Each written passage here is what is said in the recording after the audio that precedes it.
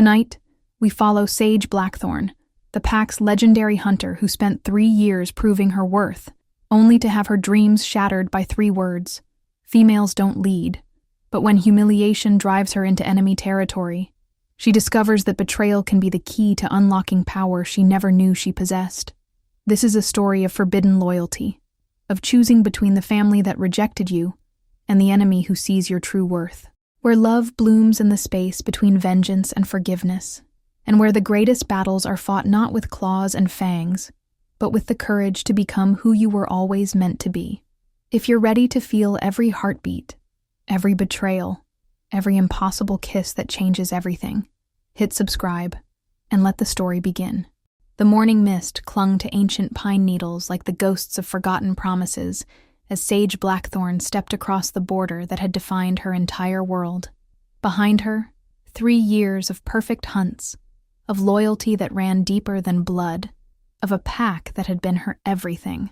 Ahead, nothing but the unknown territory of Alpha Cade, Roman's greatest enemy, the monster she'd been taught to fear since childhood.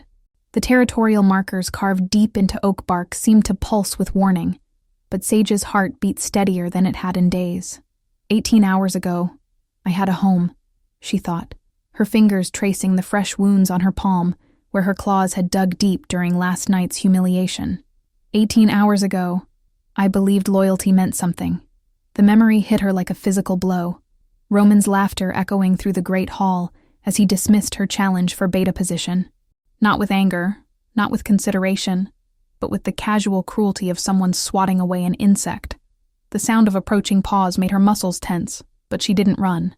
Instead, she raised her chin with the same defiance that had gotten her banished. "Tell Alpha Cade that Sage Blackthorn accepts his offer," she called out to the shadows, her voice carrying the authority of someone who had commanded respect before Roman stole it away.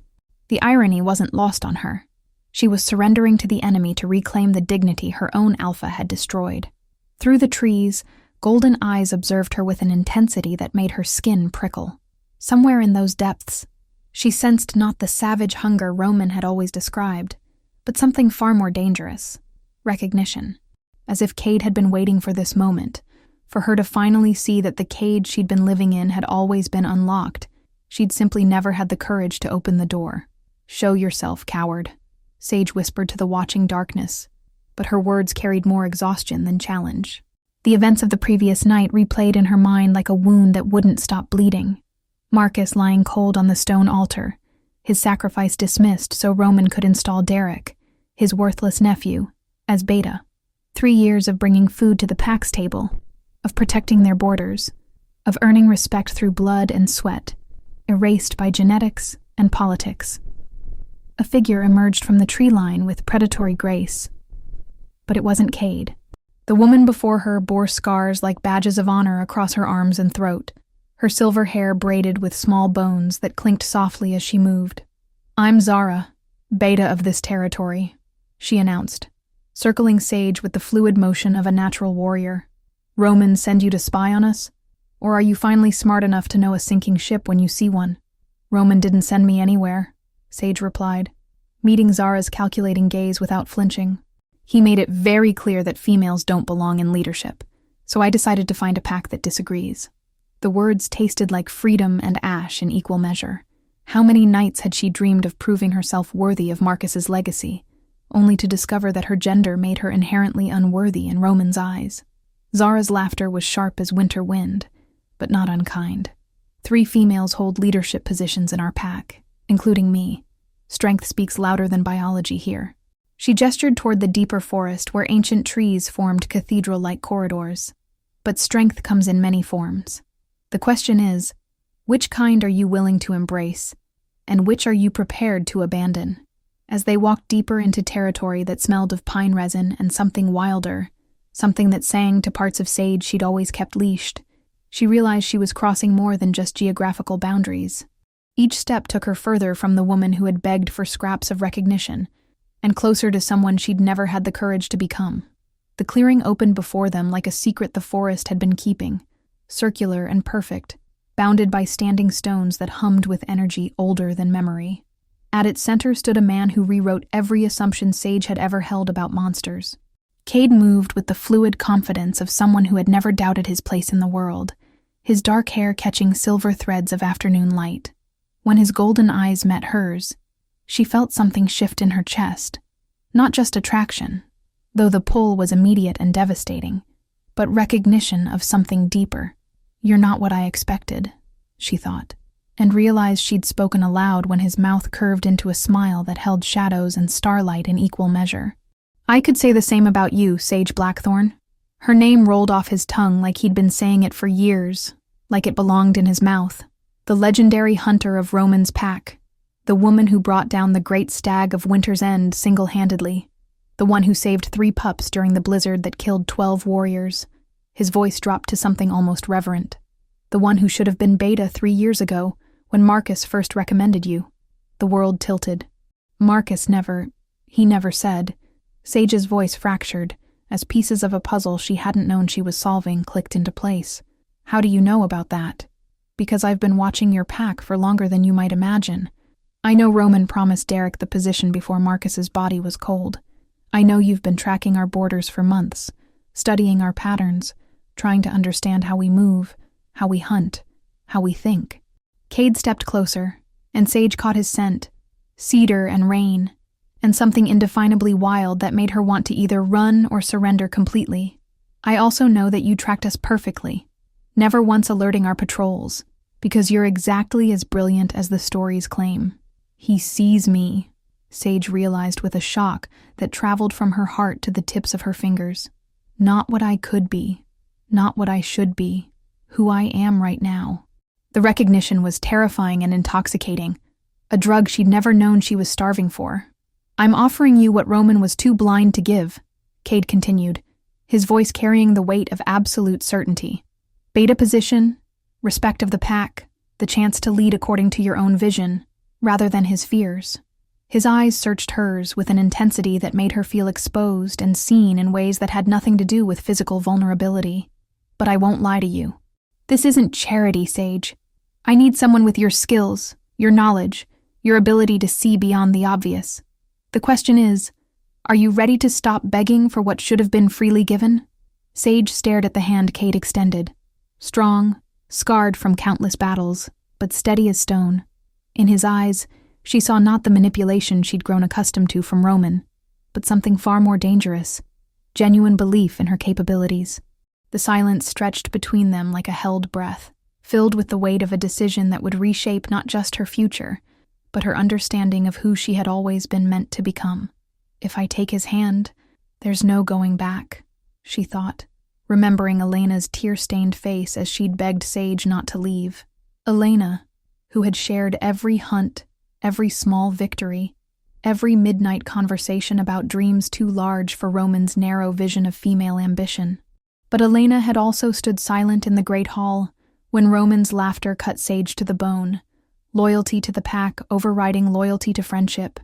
"I accept," Sage said, her voice carrying across the clearing with the finality of a vow. The moment their hands touched, electricity shot up her arm. Not just attraction, but something deeper. Power recognizing power. Potential meeting its match. Cade's fingers tightened around hers, warm and certain, and for the first time in 18 hours, Sage felt like she could breathe completely. "Welcome to your real life, Beta Sage." The title sent shivers down her spine, not because of what it represented, but because of how naturally it seemed to fit when he said it. "Zara will show you to your quarters and introduce you to the senior warriors. Training begins at dawn, not to test you, but to let the pack see what I already know." As they walked toward the heart of the territory, Sage became aware of eyes watching from every shadow, not with the suspicion she expected, but with curiosity and something that might have been hope. The scents here were different too, cleaner somehow, wilder, carrying stories of hunts that challenged rather than merely sustained, of pack bonds built on respect rather than fear. "Roman taught us that strength was about dominance," Sage mused, as she observed the easy camaraderie between wolves of different ranks. "But this feels like strength through unity." A young warrior nodded respectfully as she passed, and Sage realized with a start that he was acknowledging her not as a stranger or potential threat, but as someone who belonged. The recognition was so foreign it almost brought tears to her eyes. Dawn broke over the training grounds like spilled gold, illuminating a space that spoke of warriors who took their craft seriously. Unlike Roman sterile combat circles, this area was carved into the natural landscape, obstacles that required creativity, terrain that demanded adaptation, weapons that challenged both strength and intelligence. Sage arrived early, unable to sleep in a bed that didn't carry the familiar sense of home, and found herself face to face with 6 of Cade's most experienced fighters. "So you're the famous Sage Blackthorn," drawled Marcus.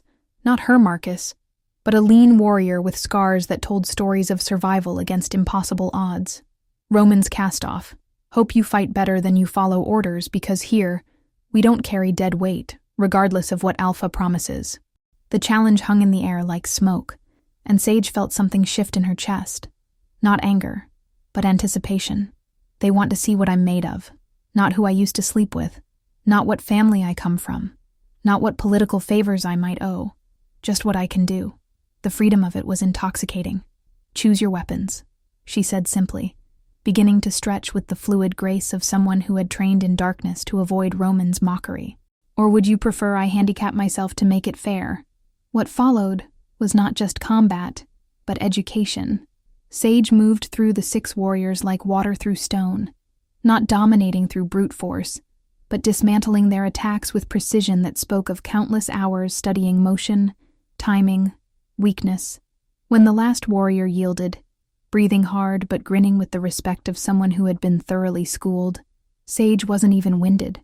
Cade wasn't exaggerating, Zara observed from the tree line, her voice carrying newfound appreciation.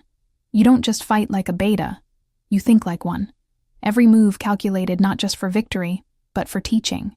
You could have humiliated them, but instead you showed them how to improve." She paused, studying Sage with intelligent eyes. "Roman really was an idiot to let you go." "Let me go," Sage repeated silently, as if I was his possession to keep or discard. The thought sparked something deeper than anger, a kind of cold clarity that had been building since the moment Roman laughed at her ambition. She wasn't just joining Cade's pack for acceptance. She was stepping into the power that had always been hers by right, not by gift. 3 days into her new life, Sage received the message that would shatter any remaining illusions about her old pack. It came by way of a young scout, barely more than a pup, who had risked crossing dangerous territory to find her. The letter bore Elena's scent, but not her usual neat handwriting. These words were scrawled in desperate haste, with what looked suspiciously like tears staining the ink. "Sage, you need to know the truth about Marcus. Roman didn't just deny your challenge, he planned it. Derek killed Marcus on Roman's orders, because Marcus was going to formally name you as his successor during the next full moon. I found the documents hidden in Roman's study. Marcus died protecting your future, and Roman made sure you'd never know. I'm so sorry I didn't tell you sooner. I was afraid, and that makes me a coward. There's more. Roman is planning something terrible.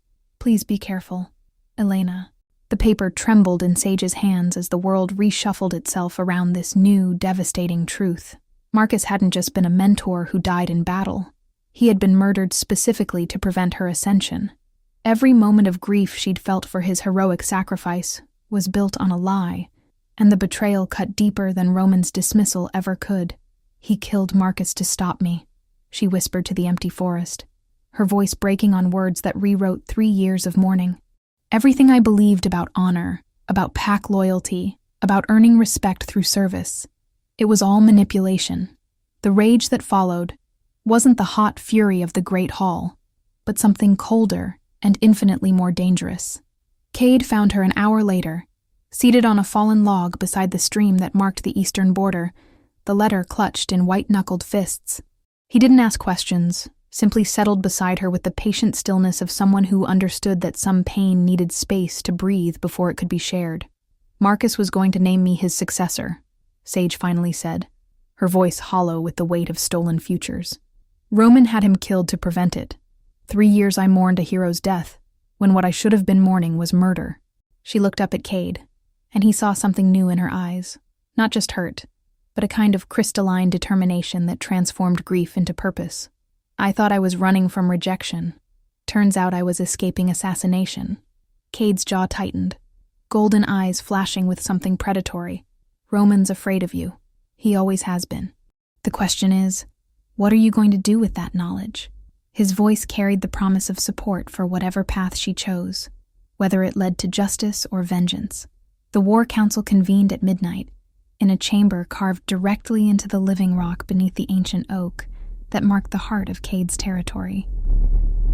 Around a table polished smooth by generations of decisions, the Pack's leadership gathered to discuss intelligence that could reshape the balance of power between the territories. Sage found herself seated at Cade's right hand, the traditional position of the beta. While information flowed like water around strategic possibilities she was only beginning to understand. Roman's been recruiting mercenaries, reported Kane, the Pack's master scout. Rogues from the northern territories, wolves who fight for silver rather than loyalty. He's also been stockpiling weapons, not just silver but the old kind. Blessed silver, forged by humans who knew our weaknesses. The implications sent a chill through the room. Blessed silver didn't just wound, it corrupted, turning the spiritual connection that bound wolf to human into poison. He's not planning to defend territory, Sage realized with crystalline clarity. He's planning genocide. The scope of Roman's ambition was breathtaking in its cruelty. He wanted to eliminate not just Cade's pack, but any supernatural presence that might challenge his vision of absolute dominance. We have perhaps 2 weeks before he's ready to move, Cade said, his voice carrying the weight of leadership decisions that would determine who lived and who died. The question is whether we wait for him to come to us, or whether we strike first. His eyes found Sage's across the table. Your knowledge of his territory, his habits, his weaknesses. It could be the difference between victory and extinction. The silence that followed was heavy with expectation, and Sage felt the weight of everyone's attention settling on her shoulders like a mantle. This was the moment she had been unconsciously preparing for, since the night she walked away from everything familiar. The choice between the person she had been and the leader she was becoming. I know Roman's patrol schedules, his supply routes, the locations where he's most vulnerable, she thought, feeling the tactical possibilities unfold in her mind, like a map drawn in starlight. I could cripple his operation before he knows what hit him. But Elena is still there, an innocence who never chose this war. I'll do it, she said finally, her voice steady despite the magnitude of what she was agreeing to. But we do this smart, not brutal. We target his weapons and his mercenaries, not his civilians. Some of those wolves are there because they don't know any better, not because they're evil. She met Cade's gaze with unwavering determination. I won't become the monster Roman painted me as to prove he was wrong about my worth. The moon hung like a silver coin in the star-drunk sky, as Sage led her first reconnaissance mission deep into Roman's territory. Moving through familiar forests felt like walking through a dream of her former life. Every scent carried memories. Every landmark whispered of hunts and conversations, and moments of belonging that now tasted bitter with betrayal. Beside her, 3 of Cade's most trusted warriors followed her lead with the fluid trust of soldiers who had learned to read her competence in action, rather than words. I used to know every tree, every stream, every hiding place in these woods, Sage thought, as she guided them along paths that avoided Roman's standard patrol routes. I helped design half of these defensive positions. Now I'm using that knowledge to tear them down. The irony wasn't lost on her, but neither was the necessity. Roman had chosen war when he chose murder. She was simply choosing to survive it. They reached the weapons cache as the moon touched its zenith, finding it exactly where Elena's intelligence had indicated, hidden in the ruins of an old human settlement, protected by wards that would have fooled anyone less familiar with Roman's methods. The cache was larger than expected, crates of blessed silver arranged with military precision, enough to outfit an army rather than defend a territory.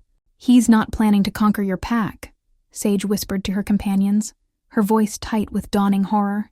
He's planning to exterminate every supernatural creature in a 100-mile radius. This isn't about territory. It's about creating an empire built on bones. The scope of Roman's ambition was staggering, and she realized that her exile had probably saved her life. She would have been among the first casualties when his purge began. As they worked to destroy the weapons cache, silver melting under controlled flames that would leave no trace of supernatural involvement, Sage felt a presence watching them from the tree line. Not hostile, but familiar. Elena stepped into the moonlight like a ghost materialized from guilt and desperate courage, her face haggard with sleepless nights and terrible knowledge. I can't stay long, Elena whispered, rushing into Sage's arms with the desperate relief of someone who had been carrying unbearable secrets.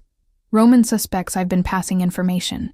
He's assigned Derek to watch me, and Derek... She shuddered. Derek enjoys watching women afraid.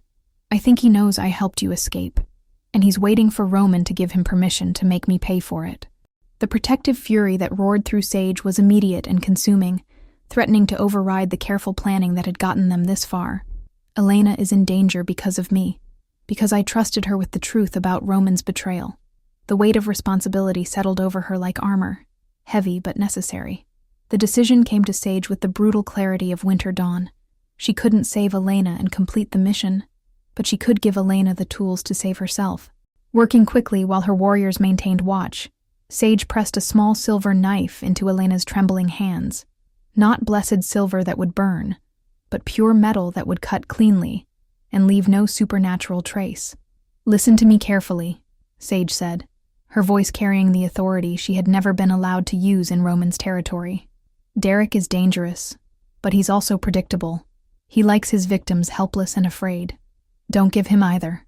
She showed Elena the knife's balance, the grip that would make it most effective, the strike points that would disable rather than merely wound. If he comes for you, don't hesitate. Your life is worth more than his pleasure. Elena's eyes filled with tears that caught the moonlight like scattered diamonds. I should have left with you that night. I should have had your courage instead of my fear. Her voice broke on words that carried 3 years of regret. I love you, Sage. Not just as a friend, but as more than that. I always have, and I was too afraid to say it when it might have mattered. The confession hit Sage like a physical blow, rewriting conversations and glances and moments of connection she had dismissed as sisterly affection. She loves me, has loved me while I mourned what I thought was unrequited devotion to a pack that never deserved either of us. The knowledge was beautiful and devastating in equal measure, arriving at the moment when acting on it could destroy everything they were both fighting to protect. Elena, Sage whispered, reaching out to touch her friend's face with fingers that trembled despite her warrior's training. I need you to know that if circumstances were different, if we weren't standing in the middle of a war zone with our lives hanging by threads, I would want to explore what that means. But right now, the best way I can love you is to make sure you survive long enough for us to have that conversation. They held each other for one precious moment, breathing in the scent of shared history and imagined futures, before duty forced them apart. As Elena melted back into the shadows with the liquid grace of someone who had learned to move unseen, Sage felt a piece of her heart tear away. Love and war, she was learning, were incompatible in ways that no amount of strength or courage could overcome. The return journey to Cade's territory passed in contemplative silence, each warrior lost in thoughts too complex for words. As they approached the border markers that had once seemed foreign, but now felt like home, Sage realized that her understanding of loyalty had evolved far beyond pack bonds or territorial allegiances. True loyalty, she was beginning to understand, meant being willing to sacrifice your own happiness to protect those who trusted you with their vulnerability. 2 days later, the stillness that preceded major storms settled over both territories like a held breath. In Cade's war room, maps covered every available surface, marked with troop movements and supply lines and contingency plans that read like prayers written in strategy and hope. Sage found herself studying these preparations with the kind of focused intensity that had once made her Roman's most valuable hunter.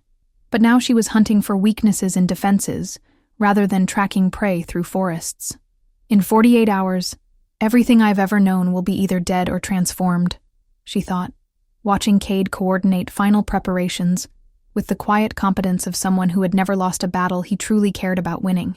The way he moved through complex logistics made her understand why his pack followed him, not from fear or obligation, but from genuine faith in his ability to see paths forward that others couldn't imagine. You're thinking too hard, Cade observed, appearing beside her with the silent grace that had initially unnerved her, but now felt comforting. Want to talk through what's troubling you, or do you need to work it out in motion? His offer of sparring was gentle, understanding that some conversations happened better with bodies in motion than words in stillness. They moved to the private training ground behind his quarters, a space carved into natural rock formations that created both privacy and acoustic perfection. As they circled each other in the ancient dance of combat, Sage felt her mind settling into the clarity that came with physical challenge. Here, stripped of politics and strategy, and the weight of others' expectations, she could simply be present in her own skin. "I keep thinking about Elena," she admitted between strikes, her movements flowing like water around Cade's more aggressive style. "About choices I made that put her in danger. About love that arrived at the worst possible moment." She caught his wrist, using his momentum to redirect rather than oppose, and saw approval flash in his golden eyes. "How do you lead when every decision carries the weight of other people's lives?" Cade's answering combination was elegant and ruthless, forcing Sage to adapt quickly to pressures she hadn't anticipated. "You accept that leadership means living with consequences that feel impossible," he said, his voice steady despite the physical exertion. "You make the best decision you can with the information you have, and then you live with the results without drowning in regret." They moved together in increasingly complex patterns, push and pull, attack and defense, until Sage realized they were no longer sparring but dancing, a conversation in motion that said things words couldn't capture. When they finally stilled, breathing hard and covered in sweat that caught the afternoon light like liquid gold, she found herself closer to him than she had intended, close enough to see flecks of green in those golden eyes, close enough to feel the heat radiating from his skin. "He sees me completely," she realized with a shock that traveled from her racing heart to the tips of her fingers. "Not the woman I was in Roman's pack, not the leader I'm trying to become, but who I am right now in this moment." The recognition was terrifying and intoxicating in equal measure. The crimson moon hung like a wound in the star-scattered sky when the first howls shattered the night's silence. Not the hunting calls Sage knew by heart, but war cries that carried Roman's signature arrogance across the forest. She was already moving before the echoes faded, her body responding to 3 years of combat training even as her mind calculated tactical possibilities, with the cold precision of someone who had helped design half the defenses Roman was now attacking. "He's early," she thought, racing through corridors carved from living stone toward the war room where emergency signals were already flashing. The weapon's cache destruction must have forced his hand, which means he's desperate, and desperate alphas make fatal mistakes. The knowledge should have been comforting, but desperation also made leaders willing to accept casualties they would normally consider unacceptable. She found Cade in the command center, surrounded by reports flowing in from scouts positioned throughout their territory. His calm in the face of chaos was absolute, not the forced stillness of someone suppressing panic, but the deep centeredness of a leader who had prepared for this moment and found himself ready. When his eyes met hers across the organized chaos, she saw recognition flash between them. This was what they had been building toward since the moment she crossed his borders. "Roman's hitting us on 3 fronts, Zara reported, her voice carrying clearly despite the controlled urgency filling the room. "Main force at the Eastern Pass, smaller groups harassing our supply lines, and a specialized unit targeting our communication network. Classic pincer movement, but he's overextended himself trying to cover too much ground. He's fighting the war he planned instead of the war he's facing," Sage realized, studying the tactical display with eyes that had learned to read Roman's patterns over 3 years of following his commands. "He doesn't know our real capabilities because he's still thinking of us as separate packs instead of a unified force." The strategic blindness was exactly the kind of arrogance that had dismissed her potential for so long. "I know how he thinks," Sage said, stepping forward to address the room with the authority she had never been allowed to use in Roman's territory. "He expects Cade to defend from a central position while smaller forces protect the periphery. He's not accounting for the possibility that we might meet him head-on with everything we have." She traced movements on the tactical map with fingers that had once planned hunts, but now planned battles. "If we collapse our defenses inward and hit his main force with our full strength, we can break his spine before his harassment units can regroup." The silence that followed was heavy with consideration, and Sage felt the weight of collective attention settling on her shoulders like a mantle. This was the moment she had been unconsciously preparing for since Marcus first taught her to think strategically, the transition from follower to leader, from executor to architect of victory. "It's risky," Kane observed, but his voice carried respect rather than dismissal. "If we're wrong about his troop strengths, we could find ourselves surrounded with no fallback position. And if we're right," Cade said quietly, his golden eyes finding Sage's across the room, "we end this tonight instead of fighting a war of attrition that bleeds us all dry." His voice carried the weight of absolute trust, and Sage felt something shift in her chest. Not just attraction or partnership, but recognition of the kind of bond that could reshape the world around its gravity. The Eastern Pass exploded into chaos as two armies collided with the sound of thunder made flesh and fury. Sage moved through the battle like water through stone, her 3 years of perfect hunts translating seamlessly into combat that was precise rather than brutal, strategic rather than savage. Around her, Cade's warriors fought with the disciplined coordination of wolves who trusted their packmates absolutely, while Roman's forces struggled to adapt to tactics they hadn't anticipated. This isn't just about territory anymore, Sage realized as she disabled 3 of Roman's mercenaries without killing any of them. This is about proving that power doesn't have to corrupt, that strength can protect instead of dominate. The distinction mattered more than she had expected. Every choice to show mercy instead of brutality was a vote for the kind of leader she wanted to become.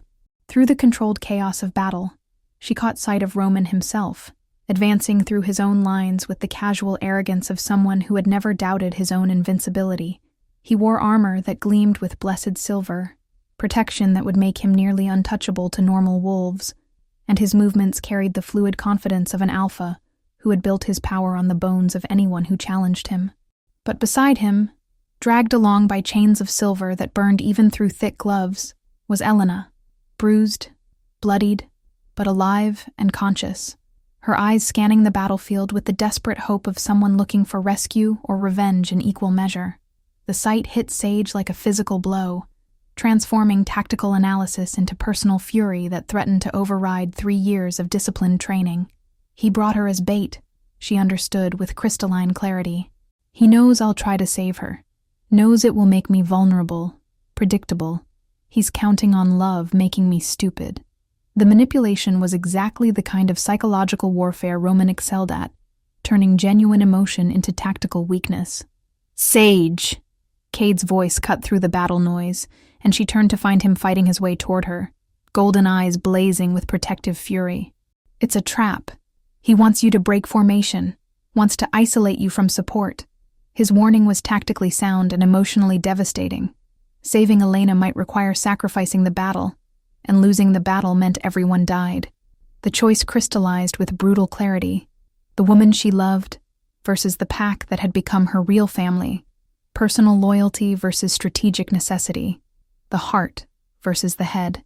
In that moment, suspended between impossible alternatives, Sage finally understood what Marcus had been trying to teach her about leadership. Sometimes the right choice was the one that broke your heart but saved everyone else's life. "Cover me," she called to Cade, making a decision that felt like stepping off a cliff into darkness. "I'm going to get Elena, but I'm not going to let Roman use my feelings against our people." The plan that formed in her mind was desperate and dangerous, requiring precise timing and absolute trust in abilities she had never tested under pressure this intense. Sage moved through the battlefield like destiny given form, every step calculated to appear reckless while actually being supremely strategic. She let Roman see her coming, let him think his psychological trap was working exactly as planned, while she counted enemy positions and analyzed weaknesses with the cold precision that had made her his most valuable hunter for 3 years. He expects me to charge in blindly, she thought, deliberately stumbling as if battle fatigue was affecting her judgment. He's planned for desperate rescue, not tactical misdirection. The performance required her to act against every instinct that screamed for her to reach Elena immediately, but leadership meant accepting that sometimes saving someone required appearing to abandon them. When she was 20 yards from Roman's position, close enough for him to see triumph beginning to bloom in his eyes, Sage released the howl that had been building in her chest since the moment she first saw Elena in chains. Not a cry of fury or desperation, but a hunting call that every member of Cade's pack had learned to recognize and respond to instantly. The effect was immediate and devastating. Warriors who had appeared scattered throughout the battlefield suddenly converged on Roman's position with the coordinated precision of a hunt, transforming what looked like individual skirmishes into a carefully orchestrated trap. Roman's expression shifted from triumph to confused rage as he realized he wasn't capturing prey. He was being hunted by a predator who had spent 3 years learning exactly how he thought. "You always underestimated me," Sage said, as she closed the final distance between them, her voice carrying clearly despite the chaos surrounding them. You thought teaching me your strategies would make me a better follower. Instead, it taught me how to become a better leader than you could ever imagine." The words carried 3 years of accumulated fury, but her movements remained controlled, precise, lethal, without being savage. Roman's laugh was uglier than she remembered, twisted by rage and the bitter recognition of someone who had created his own destruction through willful blindness. "You think you've won something here? You think leading a pack of misfits makes you worthy of respect?" His sword swept toward her in an arc designed to decapitate, but Sage had been watching him fight for years. She knew his patterns better than he knew them himself. The battle that followed was less about physical combat than it was about ideologies made manifest through violence. Roman fought with the brutal efficiency of someone who had built power through fear and maintained it through crushing anything that challenged his authority.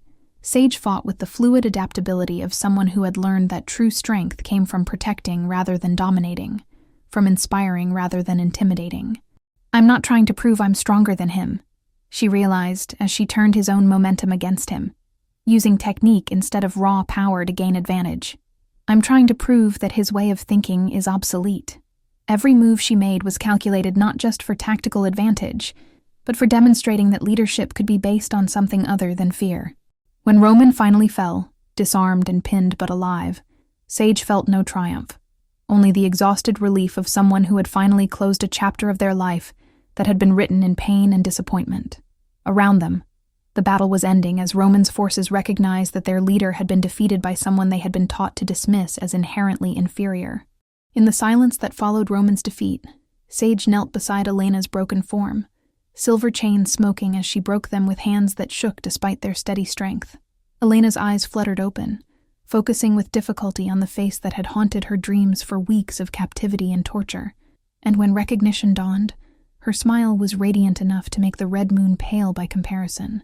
"You came for me," Elena whispered, her voice hoarse from screaming, but carrying wonder that someone had considered her worth saving.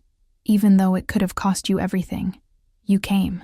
The words broke something open in Sage's chest. 3 years of careful emotional control, crumbling in the face of love, finally acknowledged and almost lost.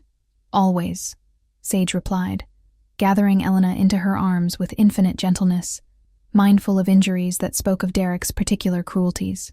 "I will always come for you, Elena. That's what love means. It means your safety matters more than my strategy. Your life matters more than my pride." The confession felt like stepping into sunlight after years of living in shadows. Around them, the aftermath of battle was unfolding with surprising restraint. Cade's warriors were securing Roman's forces but not slaughtering them, offering medical attention to wounded enemies and treating prisoners with a dignity that spoke of leadership, philosophy made manifest through action. It was exactly the kind of victory Sage had hoped for, decisive without being brutal, transformative without being destructive. But Roman himself remained a problem that couldn't be solved through simple defeat.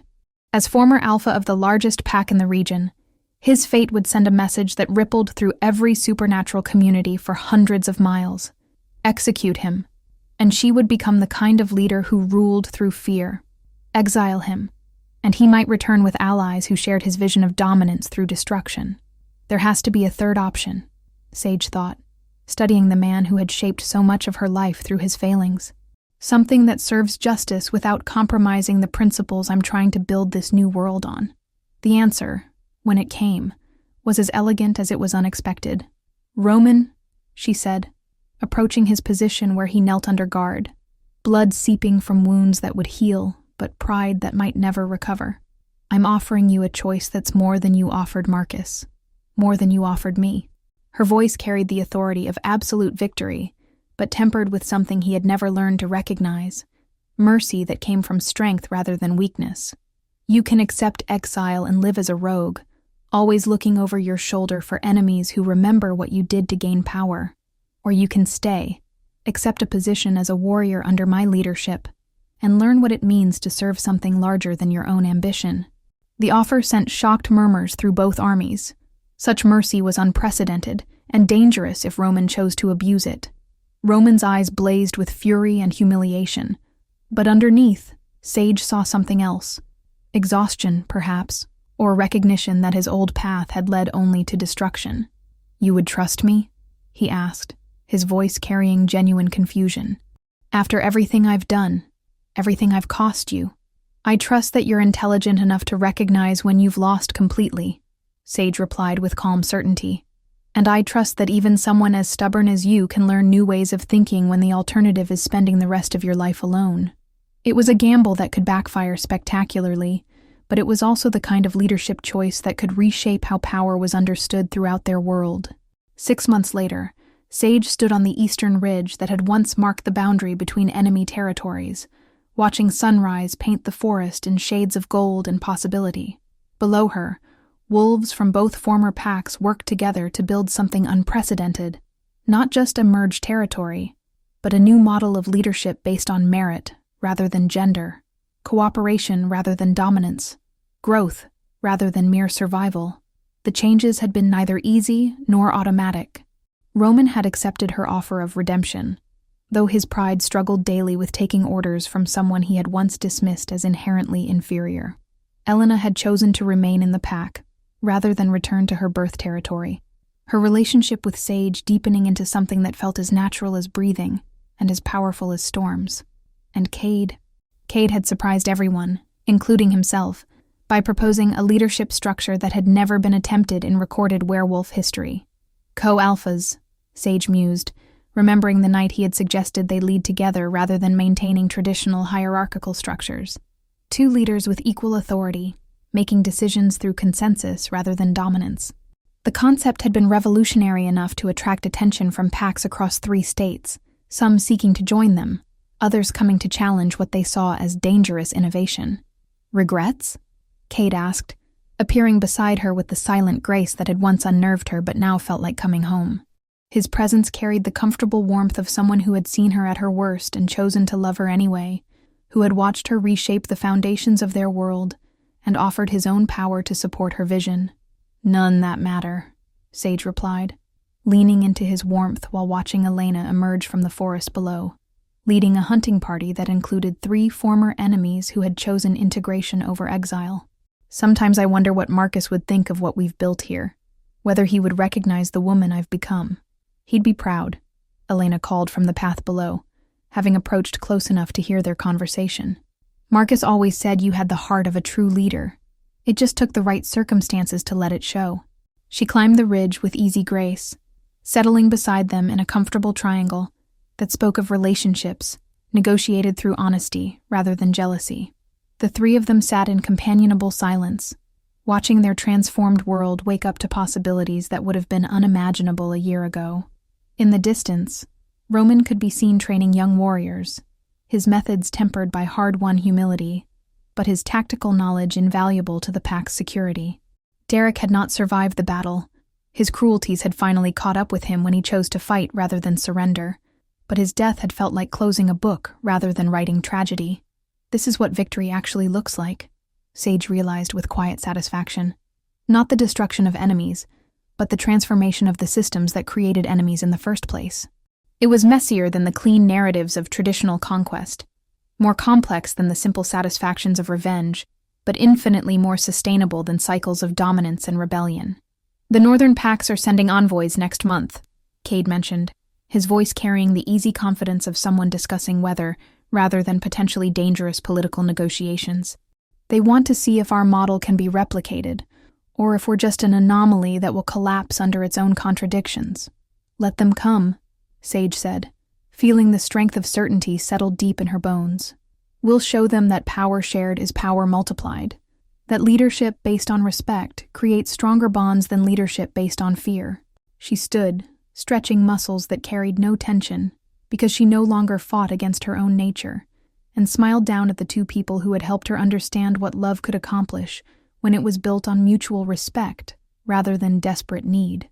As the sun climbed higher, painting their world in the clear light of morning, Sage Blackthorn, former exile, current co-alpha, future legend, felt the deep satisfaction of someone who had not just survived betrayal and transformation, but had used both to build something better than what came before.